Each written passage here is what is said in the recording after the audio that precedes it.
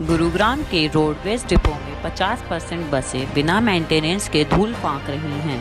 वहीं roadways department की चिंता बढ़ती जा रही है कि यदि लॉकडाउन पूर्णतः खुल जाएगा तो यात्रियों को भारी परेशानी का सामना करना पड़ सकता है। गाड़ियों की भारी किल्लत के चलते प्राइवेट बसें कूट रही हैं चांदी। लाखों रुपए का रोजाना रोडवेज को लगा रही हैं चूना।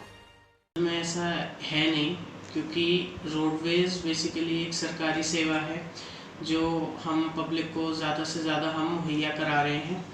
और कारण ऐसी बातें उठने का ये रहता है कि बीच में एक 6 महीने का फेज़ आ गया लॉकडाउन का, जब बिल्कुल भी हमारे पास कोई ट्रांसपोर्टेशन सर्विस नहीं थी, चाहे बस सर्विस हो, रेल हो या फिर हवाई जहाज़ की सेवा हो।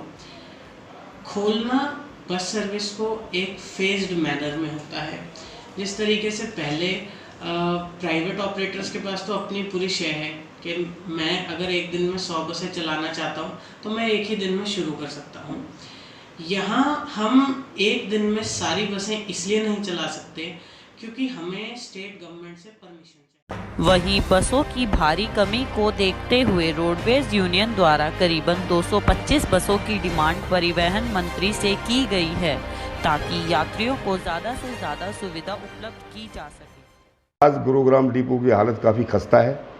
केवल 30-40 गाड़ियां ही हम ऑपरेट कर पा रहे हैं सही तरीके से। जब पूर्ण रूप से ट्रांसपोर्ट खुल जाएगा देश के अंदर, प्रदेश के अंदर, तो शायद बड़ी दिक्कतें आएंगी और यात्रियों को वो सुविधा हम नहीं दे पाएंगे जो सुविधा पहले मिलती थी यात्रियों को। इसलिए मेरी अपील है सरकार से भी, हरियाणा सरकार विशेष करके परिवहन मंत्री माननीय श्री मूलचंद शर्मा जी से, कि वो इस ओर ध्यान देते हुए, पीछे उन्होंने एक बयान दिया था कि 867 नई बसें हरियाणा सरकार खरीदेगी, लेकिन वो अभी कागज़ों में घूम रही फाइलें, लेकिन अभी तक टेंडर नहीं कर पाई सरकार। तो हम अपील करते हैं कि 867 नई गाड़ियों की जो घोषणा सरकार ने की हुई है वो जल्द से जल्द रोडवेज में खरीदे, क्योंकि लगातार जो पुरानी गाड़ियाँ हैं वो कंडम होती जा रही हैं। और जो हमारा एक सरकार रोडवेज का बेड़ा था लगभग 4250 बसों का, आज वो घट करके 3200 बसों का रह गया है। इसलिए 1000 गाड़ियाँ कंडम हो चुकी हैं। अगर 6 महीने गाड़ियाँ नई नहीं आती और, तो मेरे ख्याल में 1000 गाड़ियाँ और कंडम होने के कगार पर हैं। इसलिए प्रदेश की जनता को जो सुविधा हरियाणा रोडवेज का कर्मचारी चालक परिचालक दे रहा था वो भविष्य में शायद ना दे पाएँ।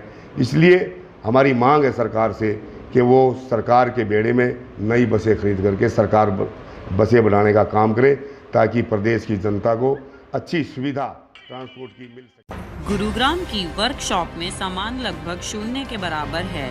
यहाँ तक गाड़ियों में ग्रीस तक डालने का सामान उपलब्ध नहीं। दरअसल बात ऐसी है कि मिस्त्रियों की कमी आ रही है, ठीक है, और वर्कशॉप में सामान नहीं है। जैसे ही हम ब्रेक डाउन हो जाती है बस यहाँ पे लगते हैं, उनको मैसेज देते हैं, बता देते हैं ये प्रॉब्लम है, तो जो मिस्त्री भाई है वो भी बोलते हैं कि भाई आगे से सामान ही नहीं आ रहा है। टायरों की दिक्कत आ रही है, पिछले 6 महीनों से टायर आ ही नहीं रहे, नए टायर। गाड़ियाँ वैसे ही खड़ी है, काम पूरा हो नहीं रहा है गाड़ियों में। वर्कशॉप वाले स्टाफ कहते हैं भाई हमारे पास पूरा स्टाफ नहीं है, आगे से जो डिमांड देते हैं जिस चीज़ की सामान, वो सामान है ही नहीं, प्रॉपरली सामान आ ही नहीं। दूसरी ओर 6 वॉल्वो बसों की सौगात गुरुग्राम डिपो को मिल चुकी है, लेकिन हेडक्वार्टर्स की परमिशन की इंतजार में बैठे हैं आला अधिकारी। देखिए, जब तक हमें हेडक्वार्टर से परमिशन नहीं मिलेगी हम इन किलोमीटर बसेस को नहीं चला सकते हैं। हमारे हाथ भी बंधे हैं।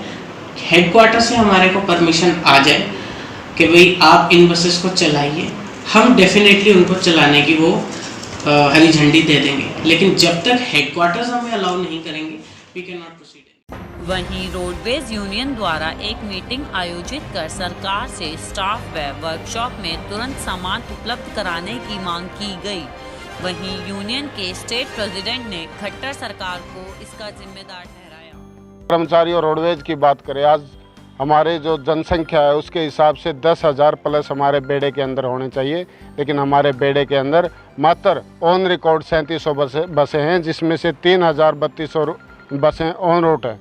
हम चाहते हैं कि सरकार एकदम से नहीं दे सकती तो कम से कम हर साल 2000 बसें बढ़ाने का भी काम करे, तो भी नई भर्तियाँ नहीं हो रही। 200 चालक हमारे लिए हुए एसएस बोर्ड ने ज्वाइनिंग अभी तक नहीं करवाई है। एसएस बोर्ड से क्लियर हो ली उनकी लिस्ट, लेकिन सरकार ज्वाइनिंग नहीं करवा रही, बल्कि ज्वाइनिंग तो करवाना दूर की बात, जो लगे हुए हैं उनको युद्ध सत्र से निकालने का काम कर रही है।